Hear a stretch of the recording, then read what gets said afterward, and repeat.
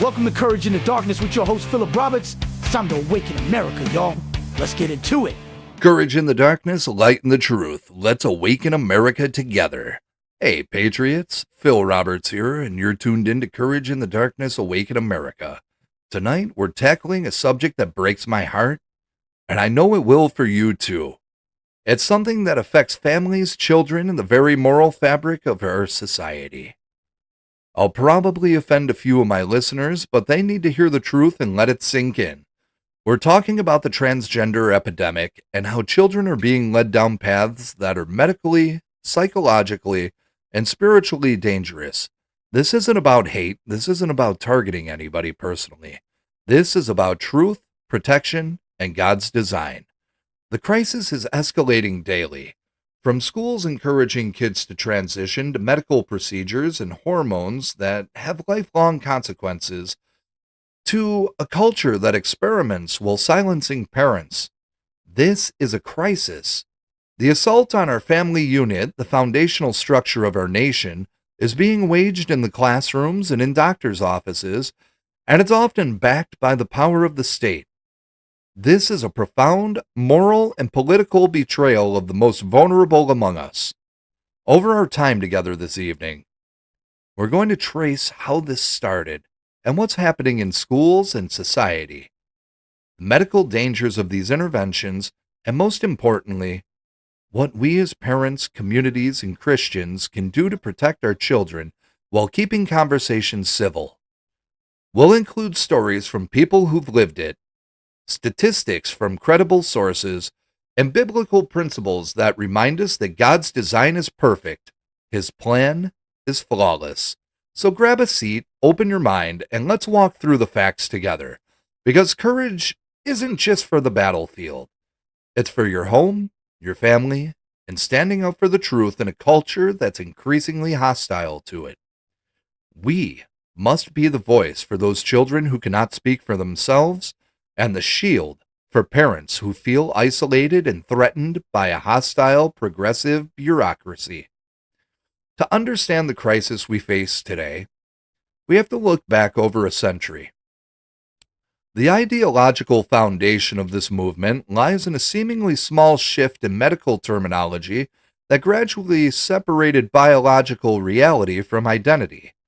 Did you know that before 1917, children born with ambiguous genitalia were labeled as hermaphrodites? It was a medical term descriptive of biology, not ideology. Then in 1917, the term was changed to intersex, in part to sound less stigmatizing, but also to begin separating biology from strict social definitions. That change itself wasn't inherently political, but it laid the groundwork for decades of medical and cultural debates about what defines a human being. For most of history, if a child had ambiguous sex characteristics, the approach was cautious. Doctors and parents monitored the child, gave counseling, and allowed the child to grow before making permanent interventions. Decisions were made with careful consideration of natural biology and long-term outcomes. This was a model of conservative, cautious medical practice, respecting the natural development of a child. But somewhere along the way, the conversation shifted from caution to ideology. The shift coincided with a broader progressive push to dismantle traditional institutions, including the family, and to redefine all aspects of human identity as fluid social constructs rather than fixed realities. Fast forward to the 21st century, and instead of teaching children about biology and natural development, some schools and advocacy groups now tell children you can choose your gender and your body will follow. This is a lie being sold to our children. It's a repudiation of biology, reality, and God's creation. Hormones, puberty blockers, surgeries, all of this is presented as normal, even encouraged for minors. And often, these interventions happen with little regard for the long-term mental and physical health consequences. Here's where the crisis becomes personal. Reports show that transgender identifying youth face incredibly high rates of mental illness, anxiety, and depression, far higher than the general population. Studies indicate that even after transitioning, the risk of suicide attempts remain alarmingly high. These are real children with real struggles, and society is telling them the answer is drugs, surgery, and identity change before giving them counseling or support for underlying trauma. This is medical malpractice masked as compassion. It's a fundamental betrayal of the Hippocratic Oath. We're seeing this not just in isolated cases. Certain blue states are now legally overriding parental rights when it comes to gender transitions. Parents who object to medical intervention for their children sometimes face threats from child protective services or even potential legal consequences. This is an unprecedented assault on the constitutional right of parents to direct upbringing and medical care of their own children. Meanwhile, the schools and CPS officials who approve these interventions are praised for progressive thinking, regardless of the outcomes for the children themselves. And here's the moral and spiritual side. God created humans with a design, male or female. Scripture repeatedly affirms the sanctity of that design. This isn't about being cruel. This is about protecting children and honoring God's natural order. No amount of hormones, surgeries, or ideology can rewrite chromosomes, XY or XX. Biology doesn't bend to politics or popular culture. The medical reality confirms the spiritual truth. Children on puberty blockers often experience stunted bone growth, hormonal imbalances, and infertility. Long-term studies are limited, but medical experts warn these interventions can have lifelong consequences, yet the push continues. And because social and cultural pressure is so strong, even medical professionals who question the interventions are often silenced. This is the environment we're living in today, a world that celebrates identity over biology, ideology over science, and ideology over God's design. The effects aren't just physical, they're psychological and social. Children who are encouraged to transition often face alienation from family, confusion about their identity, and trauma that lasts into adulthood. Some look back years later and wish they hadn't transitioned, having experienced regret, depression, and social isolation. This phenomenon of detransition is the tragic, living testimony to the lie of the transgender movement. Understanding this history is critical. The conversation didn't start yesterday. It began with small shifts in terminology, expanded through medical practices, and exploded culturally with schools and advocacy groups promoting gender transition as normal and necessary, even for children. And that leads us to the next section, where we'll explore how ideology, social pressure, and government policies have created an environment where children are being guided or pushed into irreversible medical interventions, often without sufficient oversight or parental consent. Now that we've traced the historical roots, let's fast forward to the present, where ideology meets the classroom. This is where the story turns from academic to personal, because our children are the ones who are on the front lines. The public school system, once a pillar of community values, has weaponized into an ideological battleground against conservative principles and parental authority. In many schools across the country, particularly in liberal urban areas, children as young as elementary school are told they can choose their gender, and the school will support that choice. Not through counseling or therapy, but by encouraging a social transition, New names, new pronouns, and sometimes even access to puberty blockers or cross-sex hormones. The curriculum itself is often saturated with concepts of gender fluidity and critical gender theory, teaching children that family is restrictive and that their own feelings supersede biological reality. Think about that for a moment. These are minors, children who are still developing mentally, emotionally, and physically. They lack the capacity for informed consent on something as simple as getting a tattoo. Yet, they're being encouraged to make irreversible decisions about their body's fundamental architecture. Yet, in some districts, if a parent disagrees with the school's approach, they can be reported to Child Protective Services for interfering with the child's welfare. This is tyranny masquerading as therapy. It's the state asserting ownership over the child, effectively treating parents as obstacles to be circumvented. Meanwhile, school counselors and social workers are praised for being progressive, forward-thinking, and inclusive. It's not just happening in a few places. States like California, New York, and Massachusetts have policies explicitly protecting minors who identify as transgender, sometimes even overriding parental objections. This creates a moral and legal quagmire. On one side, the state and the school claim to be protecting the child's identity, while the other side, the parents, argue the child is being coerced into irreversible medical decisions in direct violation with their fundamental rights. The progressive left argues this is about safety, but true safety is protecting a child from permanent physical harm and upholding the sanctity of the family. The medical aspect is serious. Puberty blockers, hormones, and surgeries are not just cosmetic.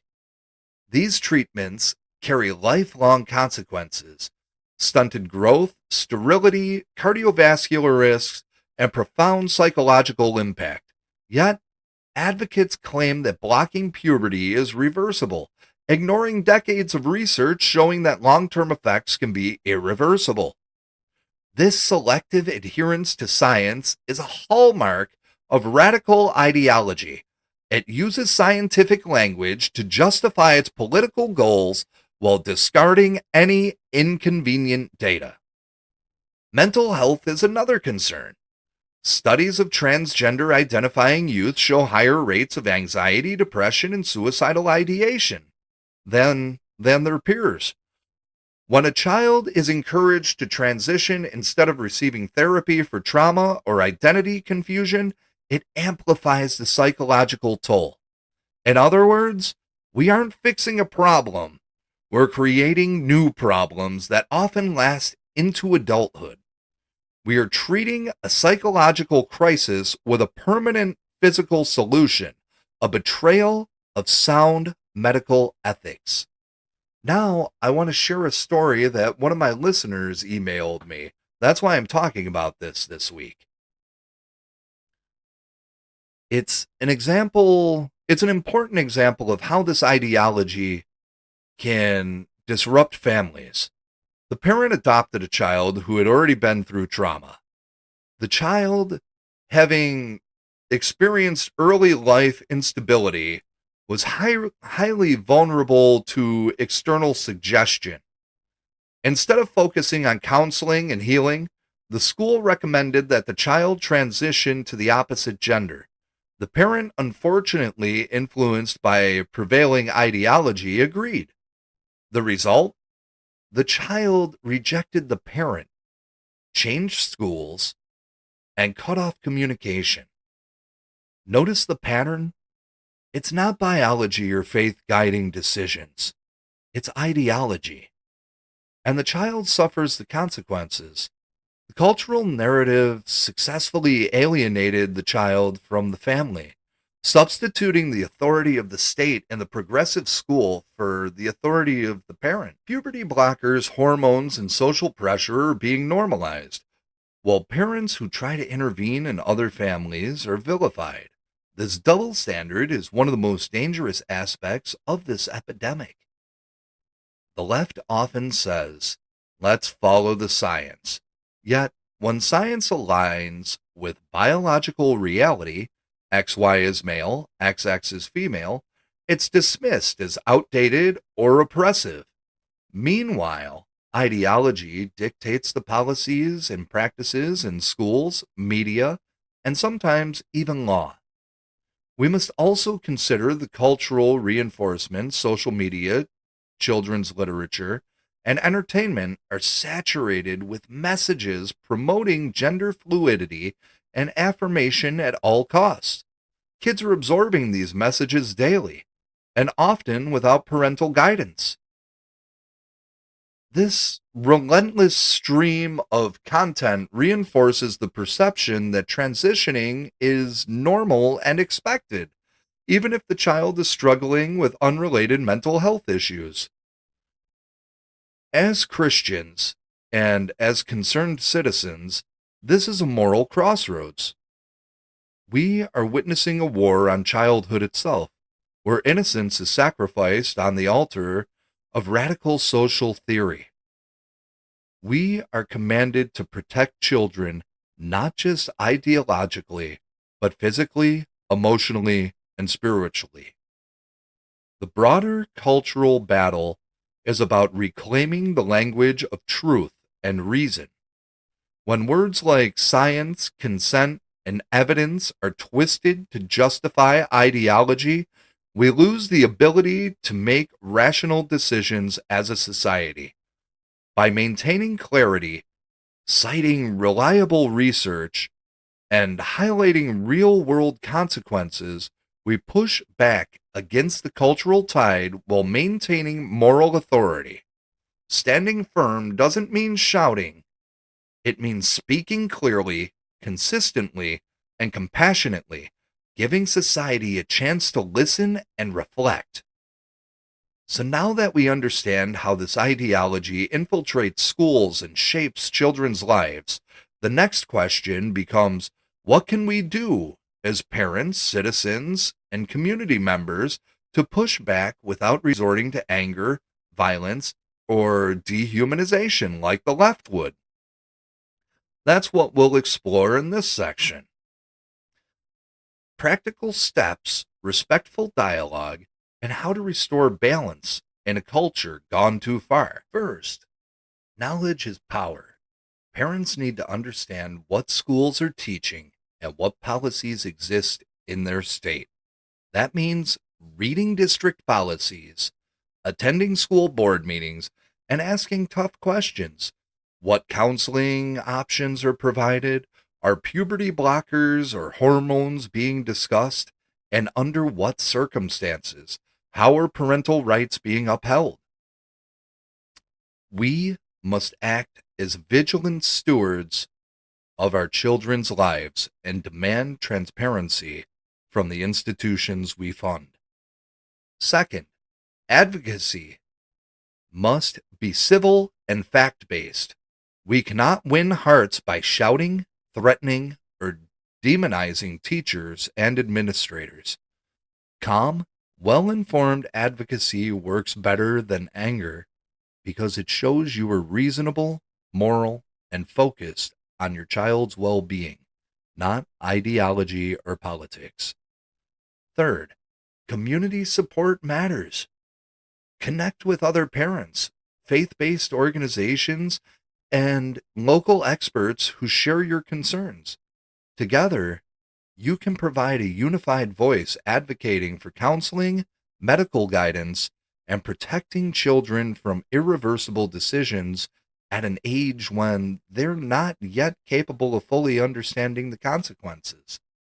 Fourth, we need to promote therapy and healing for children, not social or medical transition as the first solution. Trauma, anxiety, and identity confusion are serious challenges that deserve licensed counseling, safe spaces, and family support rather than immediate medical interventions. The focus should be on long-term health, both mental and physical. Fifth, respecting the child's humanity while upholding truth is key. This is not about attacking individuals who identify as transgender, but about defending children from decisions they may regret for life. Listen to testimonials from people who transitioned and later wished they hadn't. These stories are powerful, evidence that ideology, peer pressure, and early medical interventions can cause lasting harm. Sixth, know your legal rights and protections. In some states, parental rights have been challenged when parents oppose school-sanctioned transitions. Stay informed about legislation, school policy, and legal avenues to protect children. You have the moral and legal responsibility to intervene when a child's welfare is at risk. Seventh, promote public awareness. Share articles, studies, and personal stories responsibly. Encourage conversations that are truthful, compassionate, and non-confrontational. Education is one of the strongest tools we have. Finally, and most importantly, root your efforts in faith and values. God's design is perfect, male and female, XY and XX. Stand firm in that truth, but also show love, patience, and understanding. Children are listening, families are watching, and communities are forming opinions based on how we respond. As we close this episode, remember that the ripple effects of this movement go far beyond the individual child. They touch families, schools, and communities, reshaping the way we communicate, teach, and even relate to one another. When society begins to normalize permanent medical intervention for minors based on ideology rather than evidence, it sends a message that truth is negotiable and biology is flexible, which creates tension in homes, classrooms, and neighborhoods. Tonight, we've uncovered hard truths, but knowing them isn't enough. It's on us to act. This isn't about violence or hate. It's about conviction, courage, and community. If we stay silent, the loudest voices, no matter how destructive, will define the future for our kids. Speak up at your school boards. Support parents and teachers who are trying to do right. Share facts, not insults. Refuse to bow to intimidation. When we talk about these issues, we're not dealing with headlines or hashtags. We're dealing with real people, real families, real pain. We're also dealing with hope. Hope that compassion, dialogue, and prayer can lead to healing. I know this conversation isn't easy, but ignoring what's happening doesn't protect anyone. Let's choose to be people of light. Let's defend children without shaming those who disagree. Let's show that faith and facts can guide us, and that courage doesn't have to come wrapped in anger. If you're listening and you felt silenced or alone for holding these beliefs, hear this. You are not alone, and your voice matters. If tonight's episode spoke to you, don't keep it to yourself. Share it with a friend or a family member or someone who needs to hear that they're not crazy for questioning the culture. Subscribe to Courage in the Darkness, Awaken America on Apple Podcasts, Spotify, YouTube, wherever you listen. Leave a review, engage respectfully in comments, and send me your stories or thoughts for future episodes. And if you want to support the work that I'm doing, check out pharaohstudios.shop or check out my Patreon, Courage in the Darkness. It's another way we're spreading light through creativity and truth. Check us out on Facebook, Instagram, TikTok. We do daily devotionals at 6 in the morning Central Time and 6 p.m. Central Time. Remember this, friends. God doesn't make mistakes. His design is perfect. His truth is unchanging. Stand firm, stay compassionate, and never stop seeking the light. So God created mankind in his own image. In the image of God, he created them. Male and female, he created them. This is Phillip Roberts signing off. Until next time.